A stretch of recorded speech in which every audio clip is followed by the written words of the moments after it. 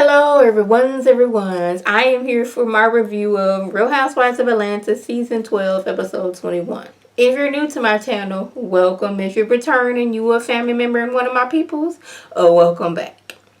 Now, y'all, I just thought it was funny that Candy is telling Kenya how Todd has been stating that she doesn't spend time with the family. Instead of being at home on her free time, spending with the family, she's telling Kenya how Ty wants her to spend more time with the family. I just thought that was funny. I'm like, girl, this is you off. You not practicing right now. Why are you over at Kenya's house? You should be at home spending time with Todd, Ace, and Riley, and Kayla if she's in town. And maybe even Mama Joyce and the aunties. But you over here talking to Kenya. I just thought that was funny.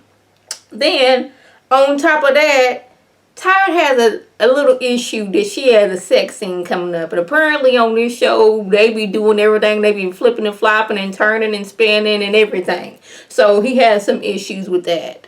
Then Kenya, she gets to speaking about Mark and what's going on with them. And she hasn't spoke to him. Well, she can't speak to him because she done blocked him. And I was like, now what if he want to talk to the baby on the phone? But I guess that's the nanny's job. And no, she can't call his mama and be like, you want to talk to the baby? Because apparently she don't have no relationship with the baby. But we're going to get to that later on.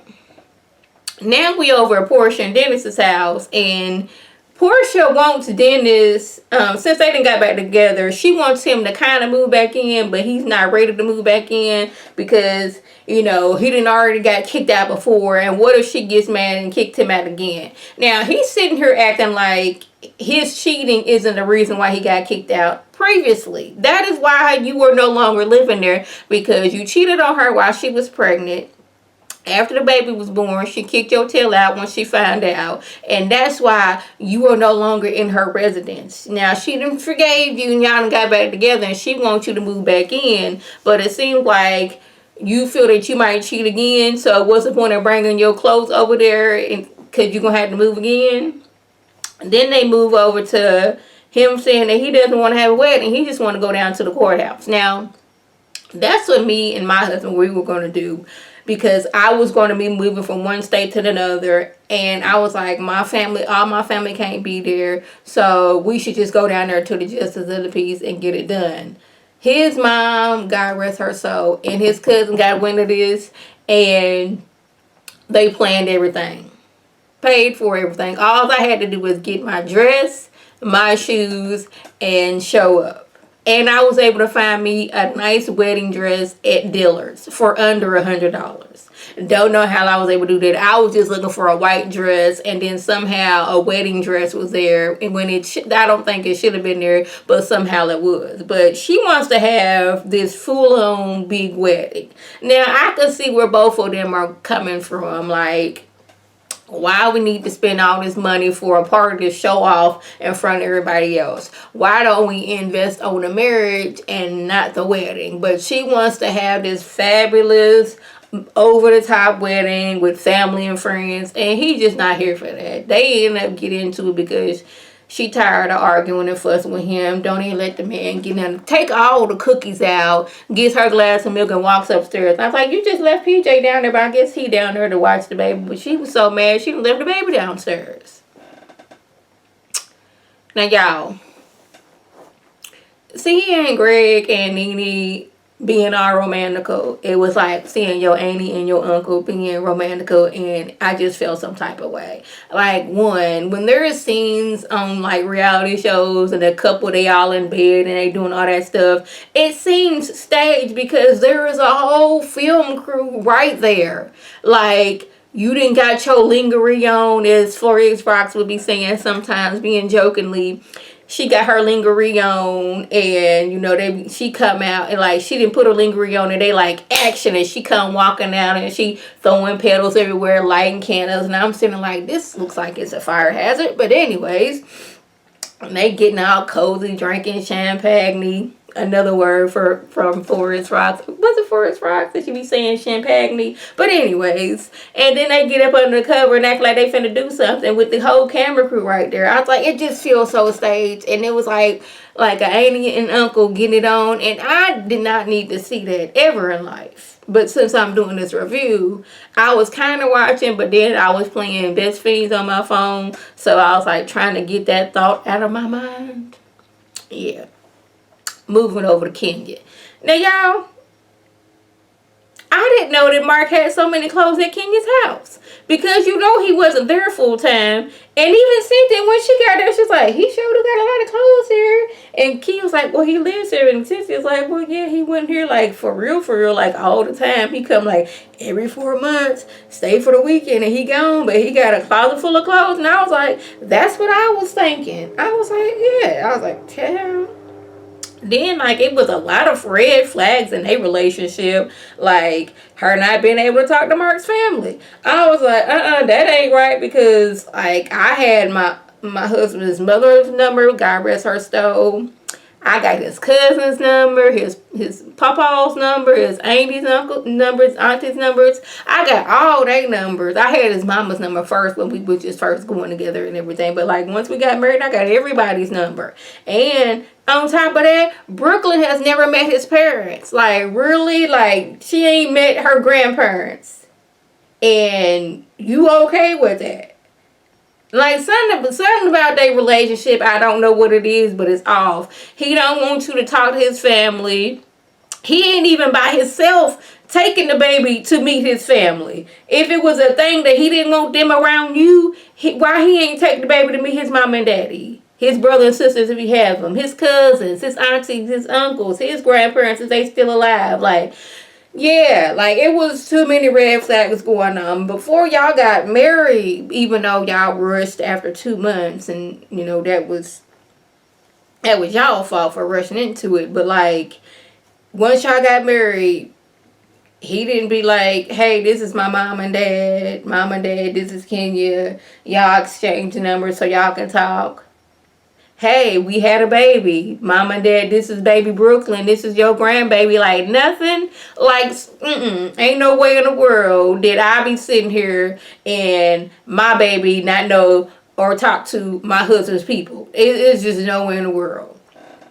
Now, y'all, Eva didn't waste time decorating and getting her new house together. She got the rooms, every room in the house together, pictures on the wall. The house is together. Now, I've been in my new place since October, and I still have a few boxes of stuff that I need to unpack and see if I want to, you know, give to the Purple Heart people, so, you know, donate and all that stuff. There's still some boxes I need to go through. I really need to call them because I did like clean out some stuff. I just ain't called them yet because, you know, I be procrastinating like that. But Eva was like, ain't no way in the world she was going to sit in that house and have boxes just sitting over there. But y'all don't judge me that I still have some boxes I need to unpack. Just don't judge me on that one. It's in a room that nobody goes to. We have like one huge room where it used to be the garage. And it's just stuff in there that we just haven't got around to. Stuff we don't really need or use. We just haven't got around to getting rid of it. So don't judge us.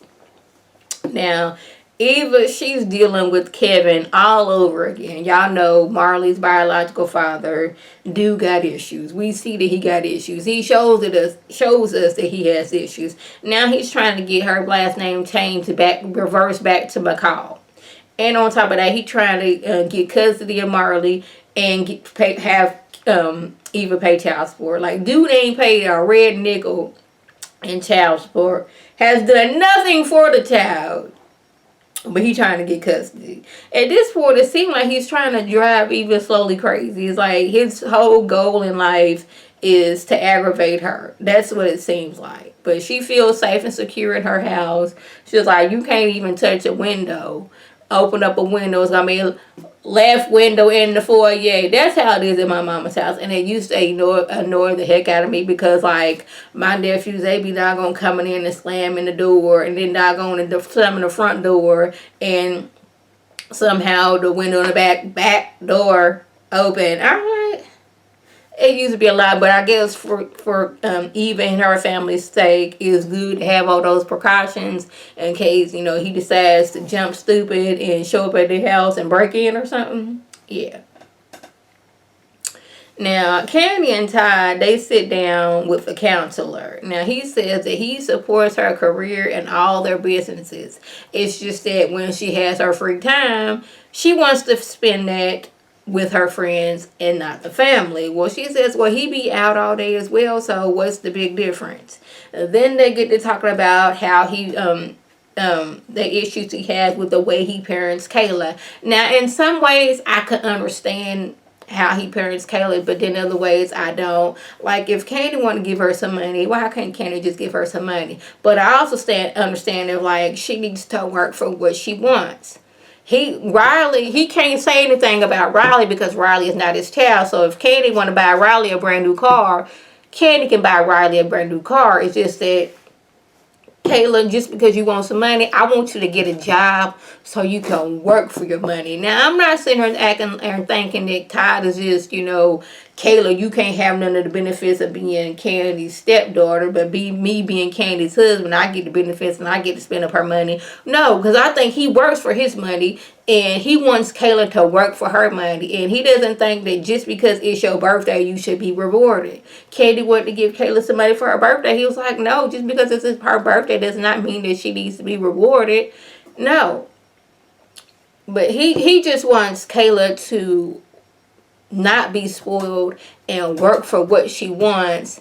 And it's looking like, you know, he gets the benefit off of Candy, but Kayla doesn't. And I don't think it's that at all. That was a gist. If I left anything out, by all means, leave a comment below. If you're new to my channel, welcome. Feel free to subscribe. It's free all day, every day, free 99. Make sure your notifications are on so my beautiful face puts up a video, you can click on it, you can like it, you can share it with your people, and you can come over and be one of my peoples. If you're already a family member and one of my peoples, oh, welcome back. Y'all know what to do. Tell your people to tell their people to come over and be one of my peoples by clicking that icon above. Now, this is Lady T signing off. Have a good one.